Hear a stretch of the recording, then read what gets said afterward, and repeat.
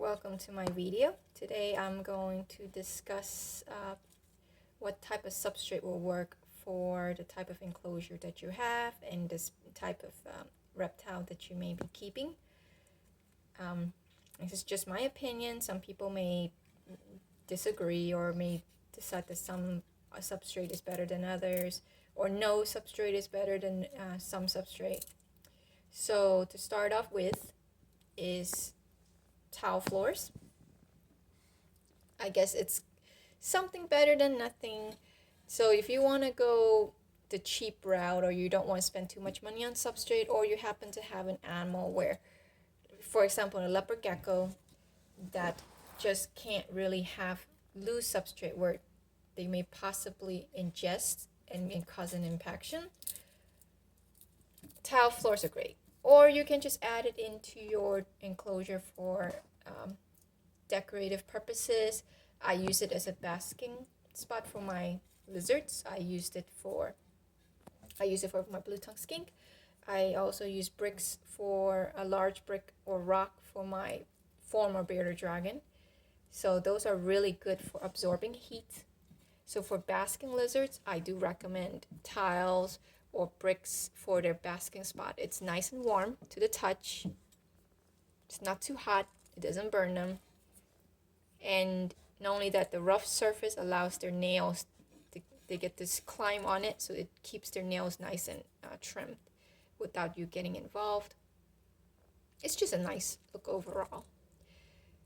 And you can do this for the whole tank, like for bearded dragons, because you can't really have loose substrate with lizards that lick things and swallow things.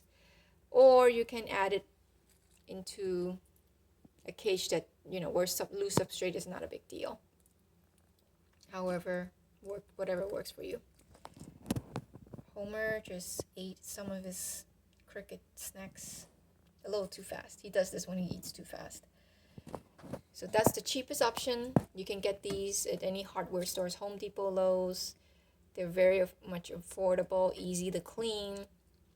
For some, you may need to cut into size, depending on how big the tank is and what the dimensions are. So that's also easy to do. Another cheap alternative, or very affordable alternative, is paper towels and newspaper or brown paper, butcher paper. You can also use that for your lizards or your snakes, especially for those who breed or have a lot of snakes or lizards. It would make more sense to go that route, just because it's a lot more affordable, and cleaning is so much easier. You go in, you grab what you need, and you can clean a cage or a tub like in less than 5 minutes just using paper towels or newspaper. So that's one option. Another option, a more expensive option, is this is Reptibark. This is Reptibark. It's dried right now. This is good for species that need a little bit of humidity, or just generally for looks. It looks pretty nice. This is a nice natural look to them. This is one of the more expensive option. If that's what you can afford to get, or if you really like the look and you have the money for it, I would recommend it. But for humidity, it's not that great. It gives a little bit of humidity, but to keep it up, you're gonna have to constantly mist it and wet it to keep it there. Like for Maruki blue-tongued skinks, he thinks I have food. They need a little bit of, they need to maintain 50 to 60% humidity at all times, including ball pythons. They do the same as well. Fortunately, where I live, that's a constant. Even if I don't try it, it's just where I live. If you live in a place that's a little bit drier, this may not be a good option. They dry very quickly. I could wet it this morning with some water. Yeah, just a little. Yeah, too. I could wet it, and then it will dry by noon. Just because I have a glass tank and I have a light on. So you also have to take those into consideration. If you're using a PVC enclosure with no lights, or airflow is a little more restricted, then you will be able to maintain that humidity much longer versus if you had a mash lid and a light, that the humidity will fly right out. Keep in mind that airflow is important. You do not want to block all airflow. That will cause mold. Mold is not good for any animals that you're keeping. Once your animal managed to get mold into its system, it's very difficult, almost impossible to treat. And it can take months of expensive treatment to take care of that. And not to mention infection is bacterial infection is a risk when you have wet surfaces and no airflow. So another option, a cheaper option besides reptile bark, is cocoa husk. I like cocoa husk. I use this for almost all my snakes. The only problem with cocoa husk is they're getting harder to find, especially after the pandemic. But they are, out of all coconut products, I found that these is the most affordable. The price is much more reasonable. Buy the bricks. They're definitely a lot cheaper than if you were to get the bags. There's no difference between the two. To use these bricks, you just have to add water and it will expand. While it looks really small now, this thing will expand to 15, about 10 times its size. So you'll be able to use it. And this stuff is fluffy. It's good for animals who likes to burrow. The only thing I don't recommend this is also, again, for humidity. Humidity doesn't stay on cocoa husk very well. It will dry up just as fast as reptile bark, more or less about the same. So it's not bad. Humidity is okay, but it's not reliable. So if you have an animal that needs high humidity at all times, cocoa husk can be added to it for enrichment and for looks, but I would not rely on it for humidity purposes. For humidity loving creatures like frogs and so forth, I definitely recommend the Eco Earth. Now this definitely will get your humidity up there for days and even weeks, depending on your type of enclosure that you have. This never fail when it comes to humidity. It's out of all substrates, and I've used pretty much most of everything out there, including cypress mulch. Cypress mulch is not, I don't have any cypress mulch now. They're, in terms of humidity, they're okay. They also dry up pretty fast. Eco Earth, however, will stay pretty damp for several days to weeks. This will keep your humidity up there for quite a long time. Especially if you have an enclosure, like a PVC enclosure where airflow is a little more restricted and there's no lights on and so forth, you will be able to keep this in there, the humidity in there, for probably several weeks. This comes in a brick. The bricks, in my experience, are much wetter than the bag version. You just have to put it in a bucket of water and it will expand. One brick is supposed to be equivalent to 8 quarts of substrate. I find it to be a little bit over 8 quarts. I mean, one brick can get you a lot of Eco Earth. So use wisely. You may have too much, and then you're gonna wonder what you're gonna do with the rest. And if this end up drying eventually, and you can re-wet it. You can always add water, and then it will get wet all over again.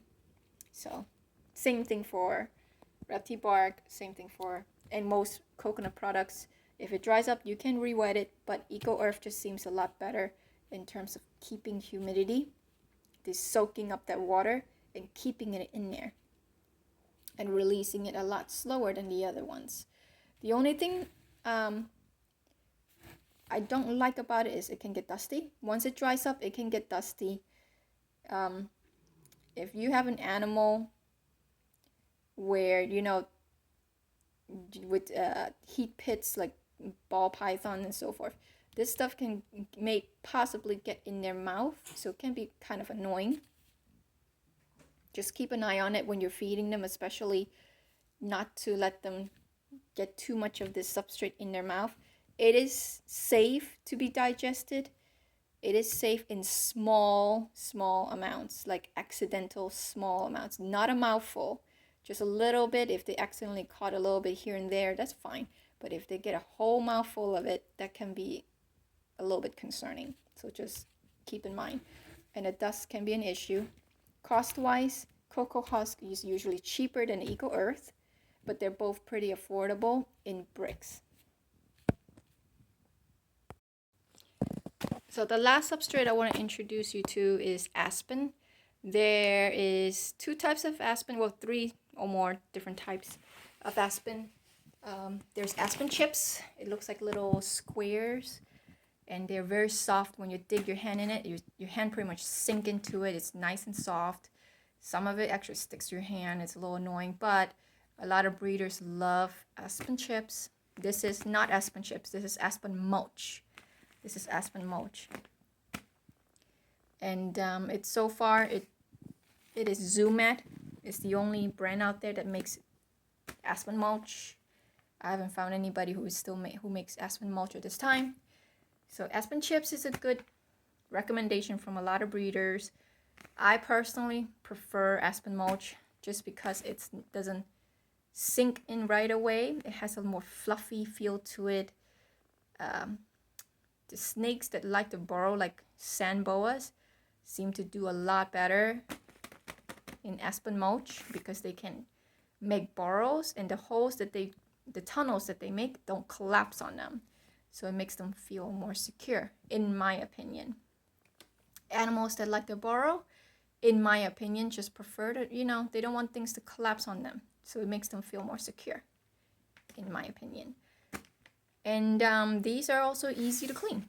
They soak up feces and pee very easily, just, actually better than the other substrate I introduced earlier. They soak it right up. Because of the bright color, you can see it. Unlike the cocoa products, it's really hard to see it sometimes, especially when the poop is really dark. So you're gonna have to really look for that poop. Whereas aspen, you can spot it right away, and you can spot clean every time you see poop in there. So that's easy to clean. There's also another type of aspen for small animals. They're like aspen flakes. I don't use those. I have tried to use them. I hated the smell. For some reason, aspen flakes, the ones they use for hamsters and mice and so forth, always have the smell. Don't buy the pine version. I do not recommend pine bedding for any animals, including reptiles. No, not for hamsters, not for reptiles. Just because pine oil can be irritating to the respiratory system, and some can be actually toxic. I just rather not. It's not worth the risk. I know it's cheaper, but go with aspen. Aspen is safer. And even with aspen flakes, there's a smell to it. Some people don't mind. I'm very sensitive to smells, so I don't like it.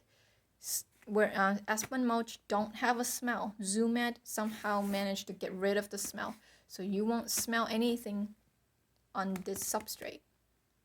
That's another reason why I like it. No smell. Tunnels are easy to make by the animals. Baby snakes seems to do really well on aspen mulch, especially when they're very shy. So I recommend this for baby snakes when they have difficulty eating or they're shy. This is really good. Or snakes that like to burrow. Really, really good for them.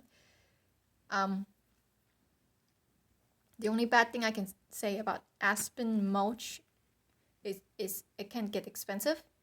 Especially Zoomed is the only one that's making them at this time.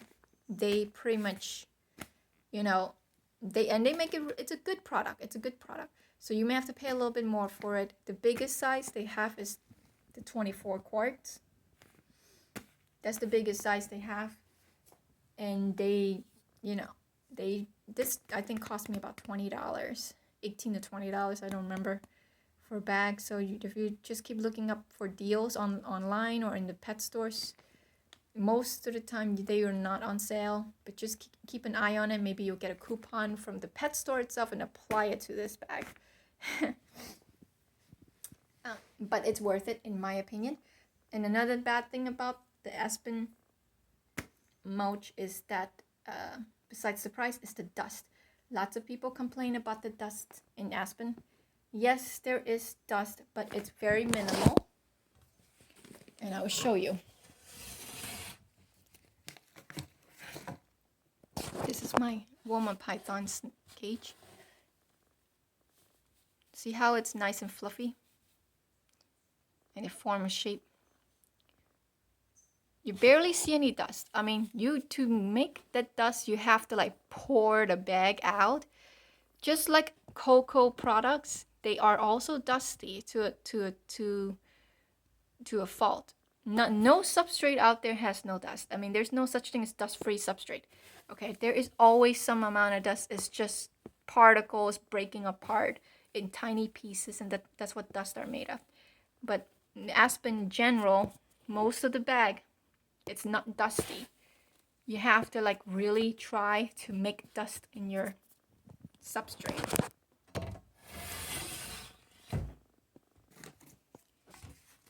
Same thing for Carefresh, and some people don't like to use aspen. They would use Carefresh, which is really for small animals, sold for small animals. But you can also use it for reptiles. It's great for animals that dig and burrow, and it's more for drier species. Carefresh is also dusty, so what can you do? What I don't recommend is using kitty litter. Don't use kitty litter for substrate. It dries up your snake to the bone. Okay, aspen is great for animals that don't like humidity.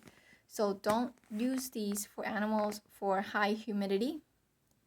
Vice versa, the cocoa products I introduced that are good for humidity, don't use it for dry species like rosy boas and sand boas.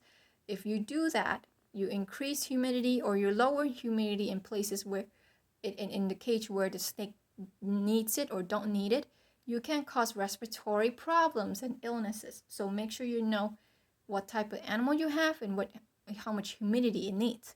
You can use aspen in tubs for ball pythons. I have done it, but to even it out, because this will dry up your tank. To even, and the tubs will give you automatic some humidity. You just have to add more air holes. So the more air ventilation, the less humidity you have.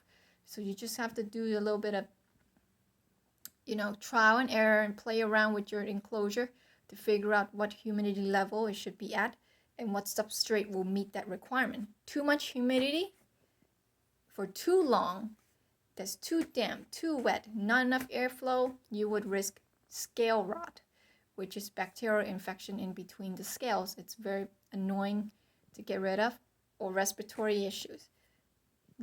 Too little humidity, because you dried up your tank, can cause shedding issues, because now your snake have issues shedding, or again, it may have other illnesses will pop up just because it's not meeting its requirement. So I use just as I use aspen for ball python tubs, ball pythons need about 50 to 60% humidity. I also use for my corn snakes in tanks and my children python. I would use the cocoa product, which is high in humidity, but I have a mash lid, so I know that humidity will dry right up the next 2 days, even if the substrate is damp at the time. I don't worry about it because it will dry up. That substrate is going to dry up and it's not going to cause any bacterial infection or any other issues. If anything, I use it to mimic rain. In the wild, it would rain, the floor would be wet for maybe a couple of days and it would dry right up. So that's what I use it for. For my corn snake, I would use cocoa fiber for my corn snake for that reason. So to mimic rainfall, the floor being wet for 1 or 2 days, and then the rest of the month it will be dry. That way I don't have to worry about my corn snake getting too much humidity, even though they do live, in a lot of high humidity places. I try not to increase it too much. So and that's my video. I hope this has been helpful to you. And just do your research, and you're gonna have to find ways to make it work for yourself.